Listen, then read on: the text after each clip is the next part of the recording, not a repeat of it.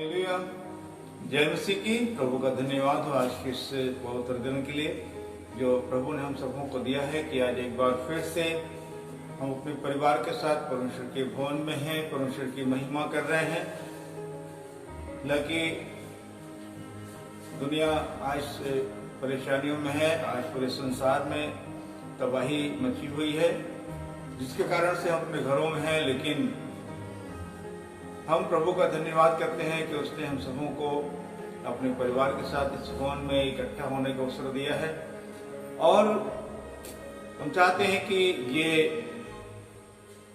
जो विश्वासी लोग हैं अपने अपने घरों में हैं, जो वचन को पढ़ रहे हैं और रविवार की आराधना को अटेंड नहीं कर पा रहे हैं, हम आज चाहते हैं कि उन लोगों तक ये वचन पहुंचाया जाए। और जब ये वचन तैयार किया जा रहा है ताकि हम औरों तक पहुंचा सकें, तो आप सबों से निवेदन है कि जिस किसी के पास ये वीडियो पहुंचता है अपने जानने वालों तक पहुंचाए, ताकि और भी लोग इस वचन को सुने और आशीषित हों।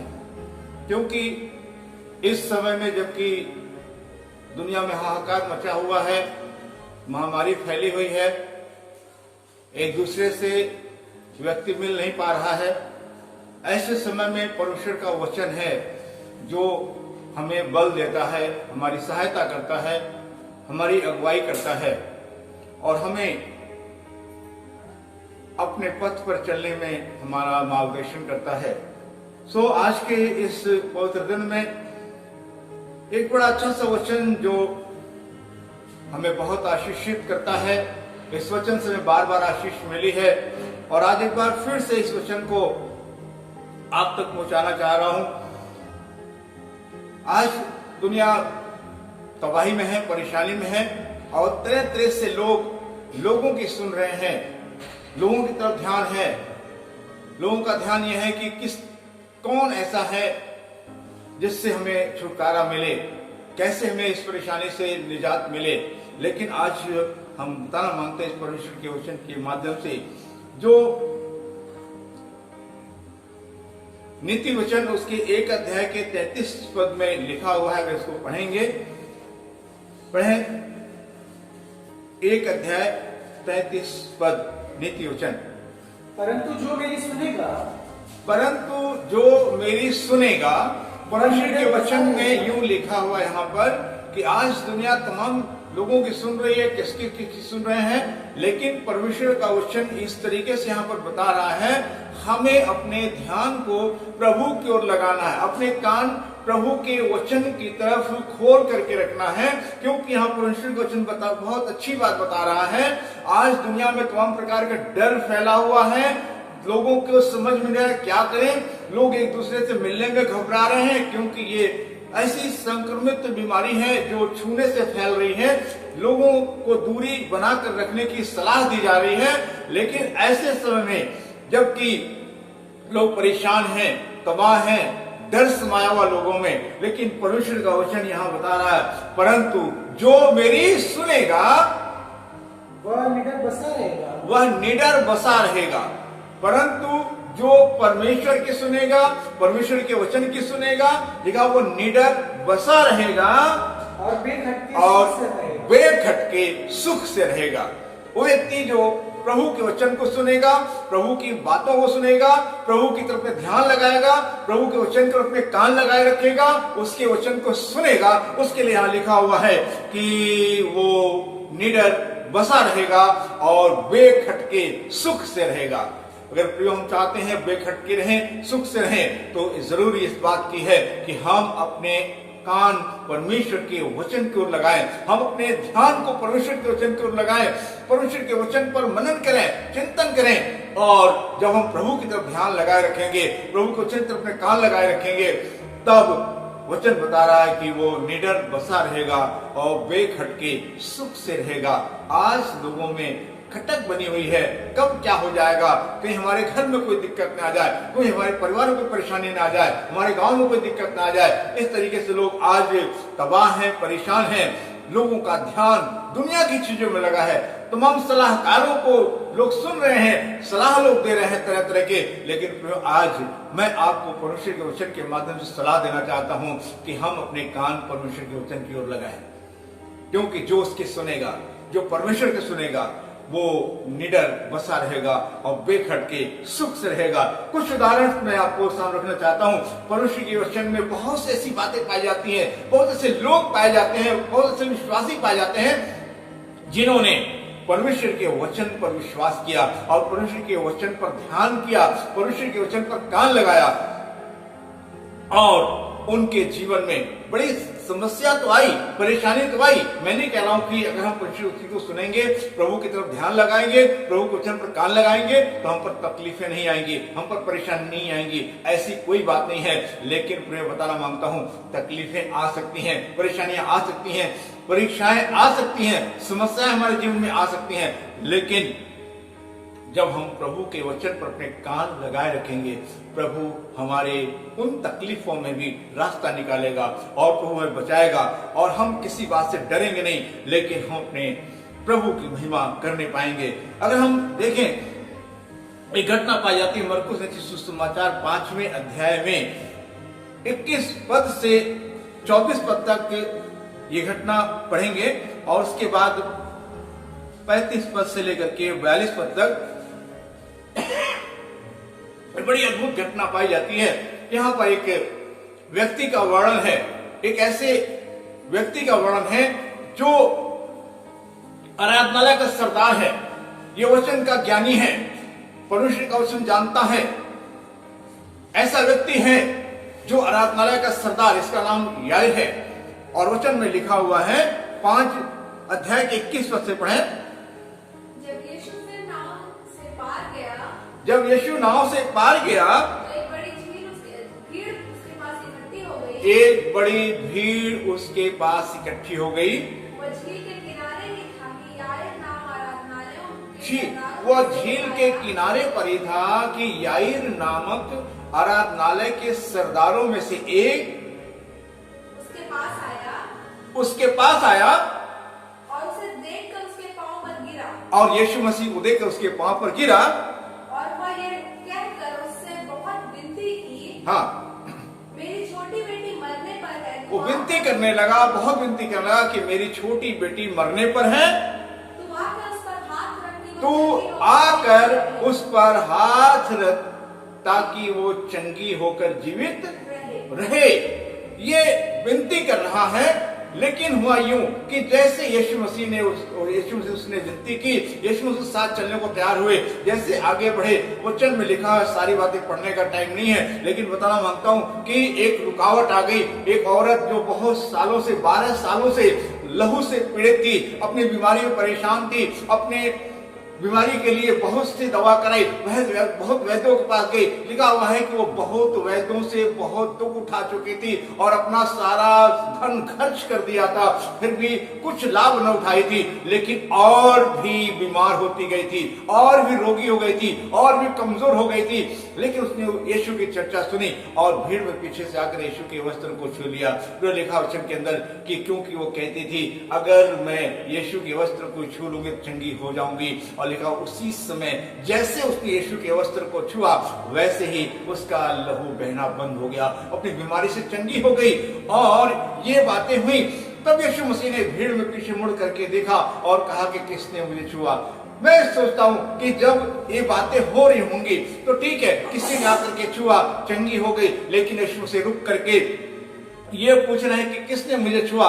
अब सोचिए प्रियो कि जिस समय ऐसी समस्या थी, किसी की बेटी बिल्कुल मरने पर है और ऐसे समय में चाहिए कि जो उससे चंगा कर सकता था, जो उससे बचा सकता था, उसको जल्दी उसके पास जाना चाहिए। इस बात के दिल में ही होगा कि कितनी जल्दी यीशु पहुंच जाए हमारी बेटी के पास और हमारी बेटी को छू लें और मेरी बेटी चंगी हो जाए। ये दिल में इसके यही होगी, तो जल्दी होगी, लेकिन इस पर रुकावट बनती जा रही है। अब सोचिए जब यीशु से रुक करके पूछ रहे होंगे, इस बाप के दिल पर क्या गुजर रही होगी। ये बहुत शायद हम और आप होते तो क्रोधित होते, हमें और आपको बुरा लगता कि ठीक है, यीशु से देर क्यों रहे, क्यों जल्दी नहीं चल रहे हैं, बहुत देर क्यों कर रहे हैं, ये जानने क्या जरूरत किसने मुझे छुआ। भीड़ की भीड़ इनके ऊपर गिरी पड़ती है और कह रहे हैं किसने मुझे छुआ। प्रियो रुकावट हुई, उस बाप के दिल पर बड़ा दर्द हो रहा होगा और यीशु मसीह इस बात को पूछे किसने मुझे छुआ। तब चेलों ने कहा, प्रभु भीड़ की भीड़ आप पर गिरी पड़ती है और आप कह रहे हैं किसी ने मुझे छुआ। कोई एक आदमी छू नहीं रहा, तमाम लोग गिर गिर पड़ रहे हैं। छूने की तो बात ही अलग है। यीशु मसीह ने कहा, नहीं, किसी ने मुझे विश्वास से छुआ है क्योंकि मुझ में से सामर्थ्य निकली है। तब तो उस स्त्री ने देखा कि मेरी कितनी बड़ी भलाई हुई है और कांपती हुई डरती हुई यीशु के पास आई, उनके कदमों पर गिर गई और अपना पूरा हाल यीशु मसीह को कह सुनाया। कहा, प्रभु मैंने इस कारण से आपको छुआ और मेरी बीमारी चली गई, मैं ठीक हो गई हूँ। और ये बात कही रहा था यीशु मसीह, उसने कहा कि पुत्री कुशल से चली जा, तेरे विश्वास ने तुझे बचा लिया है, तेरे विश्वास ने तुझे चंगा किया है। और ये बातें कही रहा था। तब तक आराधनालय के सरदार के घर से कुछ लोग आ गए। उसके घर से लोग आए और कहने लगे, अब गुरु को दुख मत दे, अब गुरु को कष्ट ना दे, क्योंकि तेरी बेटी तो मर गई है। तेरी बेटी तो मर गई है। और प्रभु यीशु मसीह ने बात सुना और उनकी बात को अनसुनी करके लिखा। उस 35 पद अगर आप पढ़ेंगे, पढ़ लीजिएगा, 35 पद से लेकर के 42 पद तक लिखा हुआ है कि यीशु मसीह ने उनकी बात को सुन करके अनसुनी कर दिया। उनकी बात को अनसुनी करके यीशु ने आराधनालय के सरदार से कहा कि मत डर, केवल विश्वास रख, मत डर, केवल विश्वास रख। और तब यीशु उसके साथ आगे बढ़ा। फिर बताना मांगता हूं कि बहुत से लोग तरह तरह की बातें करते हैं, हम लोगों के सुनने लगते हैं, लेकिन आज मैं धन्यवाद करता हूं आराधनालय के सरदार के लिए कि इसने किसी की बात को नहीं सुना, किसी की बात पर ध्यान नहीं दिया, लेकिन इसको ध्यान था सिर्फ यीशु की बातों पर। यीशु क्या कह रहा है, जैसे का मत डर, केवल विश्वास रख। जरा सा किसी प्रकार का संदेह नहीं हुआ। हालांकि उसके घर से लोग आए हैं, उसके घर के लोग आकर के देख रहे हैं। ये कह सकता था कि प्रभु आप ऐसी बात कर रहे हैं, अब क्या बचा ही रह गया है, अब क्या बचा है, ये तो हमारे घर से लोग आ रहे हैं, हमारे खास लोग हैं, इन्होंने उसको देखा है। शायद वैद्य जी ने आकर के नाड़ी देख करके देखा होगा, अच्छी तरीके से परख लिया गया है कि मेरी बेटी मर चुकी है, लेकिन अब क्या बचा है। आप कह रहे हैं कि मत डर, अब बचा क्या है कि न डरें। फिर लेकिन प्रियो, आराधनालय सरदार ने किसी प्रकार से कोई भी सवाल नहीं किया, किसी प्रकार का कोई संदेह नहीं किया, लेकिन यीशु को अपने साथ अपने घर लेकर गया। यीशु उसके घर पहुंचे, बताना मांगता, उस घर पे पहुंचे तो देखा कि एक बड़ी भीड़ लगी हुई है। भीड़ में लोग रो रहे हैं, चिल्ला रहे हैं, हुल्लड़ मचा रहे हैं, तरह तरह की बातें लोग कर रहे हैं। जब यीशु मसीह लोगों को रोते चिल्लाते सुना, यीशु ने कहा कि क्यों रोते हो, क्यों शोर मचाते हो, लड़की मरी नहीं परंतु सो रही है। लेकिन ये बात सुन करके लोग यीशु को ठट्ठा उड़ाने लगे, हंसी करने लगे, मजाक करने लगे।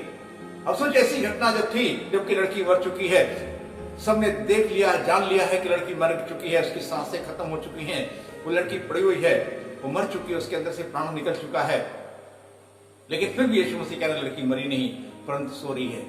लोग उसकी हंसी कर रहे हैं। बताओ, वैद्य जी आए थे, कह गए, देख के गए हैं, लड़की मर चुकी है, उसकी सांसें नहीं चल रही है, फिर भी ये कह रहे हैं कि लड़की मरी नहीं सो रही है। क्या सोते व्यक्ति की सांसें नहीं चलती क्या? तरह तरह से लोग मजाक कर रहे थे, यीशु मसीह को हंसी उड़ा रहे, ठट्ठा उड़ा रहे थे, लेकिन यीशु मसीह ने किसी की बात पर कोई परवाह नहीं करी। और मैं धन्यवाद करता हूं, यीशु मसीह तो प्रभु थे, यीशु सर्वसामर्थी परमेश्वर थे, लेकिन आराधनालय के सरदार ने भी किसी प्रकार का कोई संदेह नहीं किया, क्योंकि वो यीशु की सुन रहा था, क्योंकि उस यीशु के वचन को सुन रहा था। यीशु कह रहा लड़की मरी नहीं परंतु सो रही है, तो उसने किसी प्रकार का संदेह नहीं किया। यीशु मसीह ने सबको बाहर निकाल दिया, केवल अपने शिष्यों को लिया और लड़की के माता पिता को लेकर अंदर गए और लड़की के हाथ को पकड़कर उन्होंने कहा, लड़की मैं तुझसे कहता हूं उठ, लड़की मैं तुझसे कहता हूं उठ। हाथ पकड़ करके लड़की को उठाया और उस लड़की में जान आ गई और लड़की उठ करके बैठ गई। लड़की उठ करके बैठ गई, क्यों? इसलिए कि वो प्रभु यीशु मसीह के वचन को सुन रहा था, प्रभु की बातों को सुन रहा था। किसी प्रकार से आराधनालय के सरदार याईर ने संदेह नहीं किया, किसी प्रकार से किसी और की बात को उसने नहीं सुना। फिर हम इस कहानी को बहुत बार पढ़ते हैं, सुनते हैं, बहुत हमें अच्छा सा लगता है सुनते हैं, लेकिन सोचने की बात यह है कि ये चमत्कार ऐसे नहीं हो गया, ये चमत्कार ऐसे नहीं हुआ, लेकिन एक पिता ने ऐसे समय में विश्वास किया प्रभु पर जबकि सब तरफ से सारी बातें नकारात्मक थी, सब तरफ उसके सामने शोक ही शोक था, निराशाजनक बातें थी, लेकिन ऐसे समय में भी उसने किसी और की नहीं सुनी, किसी और की बात उसने नहीं सुना, हुल्लड़ मचाने वालों की बात को नहीं सुना, घर से आकर संदेश देने वालों की बात उसने नहीं सुना, लेकिन उसने ध्यान दिया तो केवल यीशु मसीह की बात पर। इसलिए बड़ा चमत्कार हुआ, इसलिए उसकी बेटी मृतकों में से जी उठी। ये कह देना कि 12 वर्ष की लड़की को यीशु मसीह ने जिला दिया, साधारण सी बात लगती है, छोटी सी बात लगती है, जिला दिया, अच्छी बात, बड़ी बात है, लेकिन हमें एक ऐसे ही लगता है। लेकिन बताना मांगता हूँ, ये बड़ा चमत्कार यूं ही नहीं हुआ, लेकिन इस बड़े चमत्कार के पीछे एक बाप का बड़ा विश्वास था। उसने किसी और की नहीं सुनी, लेकिन यीशु की बातों को सुना। इसलिए हम समझ आ रहा है कि इस कारण, इसलिए जो मेरी सुनेगा वो निडर बसा रहेगा और बेखटके सुख से रहेगा। आज तरह तरह की नकारात्मक बातें दुनिया में पाई जा रही हैं, सुनी जा रही हैं, लेकिन उन नकारात्मक बातों को हमें ध्यान नहीं देना है, लेकिन हमें परमेश्वर के वचन को सुनना है, हमें परमेश्वर के वचन को ध्यान करना है, जो प्रभु कह रहा है उसको सुनना है, क्योंकि ये बातें तो हमारे लिए नई नहीं है। मैं बार बार इस बात बता रहा हूँ कि ये बातें हमारे लिए नई नहीं है। जो परमेश्वर के वचन को जानते हैं, जो परमेश्वर के वचन को पढ़ते हैं, उनके लिए ये घटनाएं कोई नई नहीं है, ये तो वर्षों पूर्व से लिखी जा चुकी हैं और अभी भी वचन के अनुसार तो बहुत सी घटनाएं आने वाली हो सकती हैं। इसलिए प्रियो, हम इन बातों पर ध्यान न दे करके प्रभु के वचन पर ध्यान करें। हमें ऐसे समय में क्या करना है, हमें ऐसे समय में किस तरीके से प्रभु के वचन को सुन करके, प्रभु की बातों को सुन करके उस पर आगे बढ़ना है। एक और घटना रखना चाहता हूँ। पहला राजा 17 अध्याय के 8 पद से एक बड़ी घटना पाई जाती है, 8 पद से 16 पद तक यहाँ पर एक बड़ी घटना पाई जाती है, जो एक औरत के विश्वास को यहाँ पर बताया गया है कि किस प्रकार से उस औरत ने किसी और की बात को नहीं, किसी और तरफ पर ध्यान नहीं दिया, लेकिन प्रभु के दास पर ध्यान दिया। और यहाँ पर 2 लोगों की बात पाई जाती है। एक प्रभु का दास है जो प्रभु की सुनता है। जरूरत इस बात की है कि जो प्रभु के दास लोग हैं प्रभु की सुने, और विश्वासी लोगों को भी जरूरत है प्रभु की सुने, और जो प्रभु के दास लोग कह रहे आत्मा में भर करके उन बातों पर ध्यान करें, उस पर विचार करें, उसको मनन करें और उसके अनुसार काम करें। तब हमको किसी प्रकार से डर नहीं होगा और हम बेखटके निडर बसे रहेंगे और सुख से रहेंगे। पढ़ेंगे 8 पद को पहले। तब यहोवा का यह 17 वचन उसके पास पहुंचा, जी, चलकर सीदोन की सापत जाकर वहीं रह, सुन मैंने वहां एक विधवा को तेरे खिलाने की आज्ञा दी है। हालेलुया। सुनिएगा ध्यान से इस वचन को। यहाँ पर जो थोड़ा सा मैं बता दूं, यहाँ पर एक ऐसी है इस्राएल कि में एक बार बहुत बड़ा अकाल पड़ा। अकाल यूं पड़ा कि एलिया किसी बात से कुत्ते नाराज हुए, इनको दुख हुआ और इन्होंने कहा, आहाब राजा उस समय था, और उससे कह दिया कि मैं परमेश्वर से प्रार्थना करूंगा, जब तक मैं ना कहूं तब तक इस धरती के ऊपर मेघ नहीं बरसेगा, बारिश नहीं होगी, अकाल पड़ जाएगा, सूखा पड़ जाएगा, कुछ अन्न उपजेगा नहीं, अकाल पड़ जाएगा, और जब तक मैं नहीं कहूंगा तब तक बारिश नहीं होगी। और बड़ा अकाल पड़ गया, अनाज उत्पन्न नहीं हो रहा, भूमि पर बारिश नहीं हो रही है, अनाज उत्पन्न नहीं हो रहा है, अकाल पड़ गया, लोग खाने बगैर मर रहे हैं, खाने के लाले पड़े हुए हैं, बड़े बड़े लोगों को खाने के लिए नहीं मिल रहे हैं। इससे पहले लिखा वचन के अंदर कि परमेश्वर ने उससे कहा, करीत नाम नाले के पास जा, मैंने कौओं को तेरे खिलाने की आज्ञा दी है और वो तुझे खिलाएंगे। लिखा वचन के अंदर कि वो करीत नाम नाले के पास जाकर के बैठ गए और वहां पर नाले का पानी पिया करते थे, और लिखा सुबह और शाम कौवे उनको रोटी और गोश्त लाकर खिलाते रहे। और कुछ दिन के बाद लिखा हुआ है कि वो नाले का पानी भी सूख गया। जब नाले का पानी सूख गया तब उनको चिंता होने, अब क्या करेंगे, अब तो पानी नहीं है, रोटी गोश्त तो आ रहा, मैं खा रहा हूं, लेकिन पानी कहाँ है, पानी कैसे पीऊंगा, शायद उनको चिंता हो रही थी। तब परमेश्वर ने कहा कि सुन, मैंने उठ सारपत नगर में जा, मैंने वहां की विधवा को तेरे खिलाने के लिए आज्ञा दी है। जो सोचने की बात यह है, परमेश्वर के दास एलिया सोच सकते थे, ये उनके जहन में बातें आ सकती थी कि प्रभु, एक विधवा जो वैसे ही विधवा है, उसके पास कुछ होगा ही नहीं, उसके घर में कमाने वाला कोई है नहीं, मैं उसके घर जाऊंगा, मुझे क्या खिलाएगी। शायद ये सोच सकते थे, कह सकते थे, लेकिन मैं प्रभु का धन्यवाद करता हूं एलिया के लिए कि किसी प्रकार से एलिया ने संदेह नहीं किया, किसी प्रकार का कोई सवाल प्रभु से नहीं किया। जैसे प्रभु ने एलिया से कहा सारपत नगर को जा, मैंने वहां की एक विधवा को तेरे खिलाने के लिए आज्ञा दी है, वो तुझे खिलाएगी। और एलिया ने किसी प्रकार का कोई सवाल नहीं किए और चल दिए। सारपत नगर के पास गए। लिखा जैसे नगर के फाटक के पास पहुंचे, उन्होंने क्या देखा, एक विधवा लकड़ी बिन रही है। एलिया को कैसे पता कि यही विधवा इसको परमेश्वर ने मुझे खिलाने का आज्ञा दी है। परमेश्वर की आत्मा से भरा हुआ व्यक्ति, परमेश्वर की आत्मा से भरे हुए प्रभु के दास, परमेश्वर की आत्मा ने प्रेरित किया इन्हें, यही विधवा है जिसको तुझे खिलाने के लिए मैंने आज्ञा दी है, यही तुझे खिलाएगी। और तब एलिया ने उससे आवाज दी और कहा कि सुन, जा मेरे लिए किसी पात्र में थोड़ा सा पानी लेकर के आ, मुझे प्यास लगी, मुझे पानी पिला दे। जैसे विधवा जाने लगी, जैसे औरत जाने लगी, फिर इन्होंने आवाज दिया, कहा कि सुन, मेरे लिए एक रोटी का टुकड़ा भी लेती है। फिर आगे लिखा हुआ है कि ये विधवा भूख गई। शायद ये परमेश्वर दास के पास आ गई और कहने, प्रभु परमेश्वर के जीवन की शपथ, मेरे घर में कुछ भी नहीं है, मेरे घर में रोटी नहीं है, मटके में थोड़ा सा मैदा और कुप्पी में थोड़ा सा तेल है, और मैं ये 4 लकड़ियां बिन करके ले जा रही हूं, और जाकर के उसके एक आध टिकिया बनाएंगे और मैं और मेरा बेटा खाएंगे और फिर मर जाएंगे। क्योंकि उसके बाद मेरे पास कुछ भी खाने के लिए नहीं है, मेरे पास कुछ भी नहीं है कि और हम खा सकें। परमेश्वर के दास ने कहा कि ठीक है, जा, जैसा तू कह रही वैसे ही करना, जैसा तू कह रही है वैसे ही करना, परंतु पहले मेरे लिए एक रोटी की टिकिया ले आ, एक छोटी टिकिया बनाकर ले आ। मैं सोचता हूं कि इस औरत पे क्या गुजर रही होगी, बेचारी कितनी कश्मकश में थी, कितनी परेशानी में थी, कितनी सोच रही होगी। लेकिन मैं प्रभु का धन्यवाद करता हूं कि इसने अपने विचारों की बातों को नहीं सुना, अपने ख्यालों को नहीं सुना, लेकिन वो चली गई प्रभु के दास की बात को सुन करके। क्योंकि प्रभु के दास ने यह भी कहा कि परमेश्वर यहोवा यूं कहता है कि जब तक इस धरती पर बारिश नहीं होगी, अनाज नहीं उपजेगा, तब तक उस घड़े का मैदा नहीं घटेगा, न कुप्पी का तेल घटेगा, वैसे बना रहेगा और उसमें से कुछ कमी नहीं आएगी। जा, पहले मेरे लिए एक छोटी टिकिया बना करके ले आ। इसने प्रभु की दास की बातों पर विश्वास किया और चली गई, और जाकर के उसने क्या किया, लकड़ी लेकर के गई, फटाफट उसने आग जलाई, आटा गूंद रही होगी। उसके पास छोटा बेटा है, उसका छोटा बेटा जैसे ही माँ रोटी के लिए मैदा निकाली होगी, गूंदना शुरू की होगी, बेटा लालायित हो गया होगा कि शायद माँ मुझे रोटी जल्दी बना करके देगी। बहुत भूख लगी थी, बच्चा तड़प रहा था भूख से, और वो बिल्कुल चूल्हे के पास बैठा हुआ था, और बच्चा देख रहा था कि रोटी बनने जा रही है, माँ मेरी मैदा निकाल रही है, आटा निकाल करके गूंद रही है।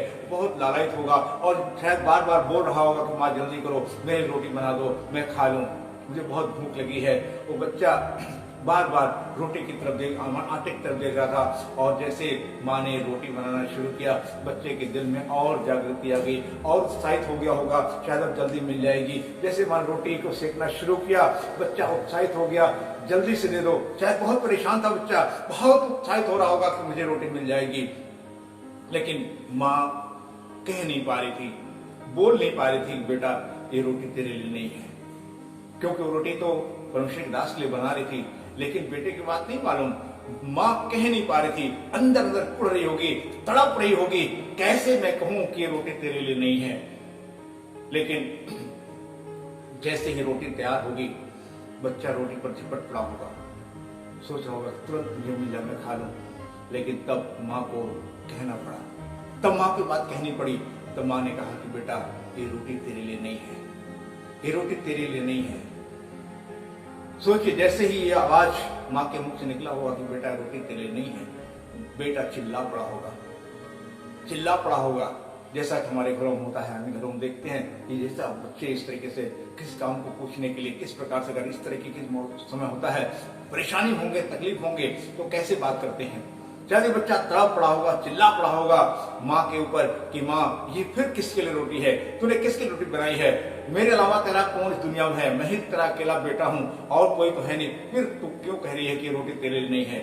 तब माँ ने अपने बेटे को सीने से लगा लिया होगा और कह रही होगी बेटा ये रोटी एक परमेश्वर का सेवक नगर के फाटक पर आया हुआ है, ये उसके लिए है और अभी जा रहे हैं उसको दे करके आती हूँ, फिर मैं तेरे लिए पकाऊंगी, मैं तुझे भी खिलाऊंगी। बेटा सोच रहा होगा, शायद बोल भी रहा होगा कि माँ कहाँ है मैदान, जो था तूने रोटी बना दी, दूसरे के लिए बना दी, मेरे लिए कुछ है नहीं, मैं क्या खाऊंगा। पर माँ ने बड़े प्यार से उससे थपथपाया होगा, सहलाया होगा, गले से लगाया होगा कि बेटा अभी मैं लौट कर तेरी रोटी बनाती हूँ। माँ दौड़ करके गई, परमेश्वर दास को रोटी दी और पानी दी। परमेश्वर दास ने रोटी ली, शायद परमेश्वर दास बोला होगा जा अब अपने बेटे के लिए और अपने लिए पका। जब माँ लौट करके आई तो देखा, मटके में झांक करके देखा कि अभी भी मैदा है, आटा है और तुरंत खुशी से पागल, खुशी से उछल रही होगी, दिल उछल रहा होगा और बड़ी खुशी से उसने मैदा निकाला, रोटी आटा गूंदा, रोटी बनाई और फटाक से अपने बेटे को दिया और फिर देखा फिर मैदा है, फिर निकाला, फिर उसने बनाया, खुद खाई। इस प्रकार परमेश्वर बताता है कि पूरे अकाल भर उस मटके का आटा खत्म नहीं हुआ, न कुप्पी का तेल खत्म हुआ। सिर्फ वो तीनों ही नहीं बल्कि लिखा हुआ कि वो और प्रभु का दास और उसका पूरा घराना पूरे अकाल भर खाते रहे, पूरे अकाल भर खाते रहे। लोगों को घर में भूखमरी थी, लोग घर में रोटी नहीं मिल रही थी, सूखी रोटी नहीं मिल रही थी, लेकिन इसके घर में पराठे बन रहे थे। इसके घर में पराठे बन रहे थे क्योंकि तेल और आटे से केवल पराठे ही बन सकता है। पराठा बन रहा था, चाहे तेल नमक लगा करके रोटी पर खा रहे होंगे, कैसे से हो रहा हो खा रहे होंगे, तेल लगा कर नमक डाल रहे होंगे खा रहे होंगे, लेकिन बाकी घरों में तबाही थी। परमेश्वर के वचन के अंदर बात लिखी हुई है कि जब एलिया को उस औरत ने रोटी दी, उसका परिणाम ये हुआ अकाल भर वो और उसका पूरा घराना खाता रहा। कैसे लोग आ रहे होंगे, पूरे खानदान के लोग, रिश्तेदार लोग, रिश्ता जोड़ करके आ रहे होंगे, दूर दूर के रिश्ते वाले लोग आ रहे होंगे कि वहां पर पराठे चल रहे, उसके यहाँ खाना बन रहा है, उसके यहाँ रोटी है, उसके यहाँ आटा है, चलो वहां खाते हैं। रिश्ते जोड़ करके आ रहे होंगे और वो और उसका घराना पूरे अकाल भर खाते रहे, बेखटके सुख से रहे, चैन से रहे, किसी प्रकार कोई कमी घटी नहीं हुई। कारण ये था इस औरत ने प्रभु के दास की बातों को सुन लिया, प्रभु के दास की बातों को सुन लिया और प्रभु के दास ने परमेश्वर की बातों को सुन लिया, परमेश्वर के कहने के अनुसार काम किया। और जब प्रभु के दास ने परमेश्वर के कहने के अनुसार काम किया और उस औरत, विधवा औरत ने भी प्रभु के दास के कहने के अनुसार काम किया, इसलिए उसके घर में कोई तकलीफ नहीं रही, खाने की कमी नहीं थी, रोटी पराठे उस घर में चलते रहे और वो नहीं बल्कि उसका पूरा घराना खाता रहा। मैं बताना मांगता हूँ ऐसे समय में आज बहुत से घरों में तो वही है, परेशानियां हैं, दिक्कतें हैं, लेकिन बताना चाहता हूँ प्रभु पर ध्यान करें, प्रभु के वचन को सुने, जैसा प्रभु कहता है, जैसा प्रभु को वचन बताता है वैसे ही काम करते जाएं और चाहे कुछ भी होगा, चाहे जैसी परिस्थितियां होंगी, लेकिन प्रभु हमारी सारी जरूरतों को पूरा करेगा। आज अपने घरों में हम लोग हैं, लेकिन प्रभु किसी बात की हमें घटी नहीं रख छोड़ा है, हर जरूरत पूरी हो रही है, हम लोग अच्छा खा रहे हैं, अच्छे तरीके से रह रहे हैं। और सबसे बड़ी ये बात है कि जो अपने बच्चों के साथ इकट्ठे होकर के हम लोग प्रभु की महिमा कर रहे हैं, प्रभु की बड़ाई कर रहे हैं, प्रभु का धन्यवाद कर रहे हैं, प्रभु के गुणगान कर रहे हैं, हम लोग आनंद से उसकी आराधना करते हैं, उसकी प्रशंसा करते हैं। अधिकतर समय परमेश्वर के वचन पर हम मनन करने में लगा रहे हैं।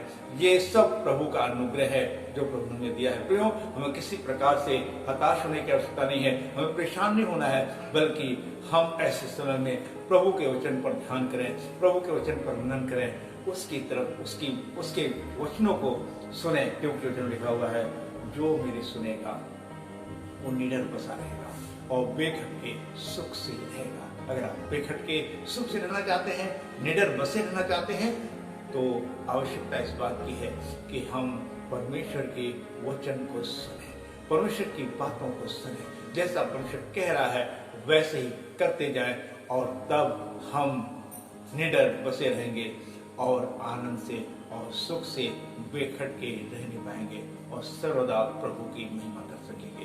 प्रभु आप सबों को बहुत आयत किया।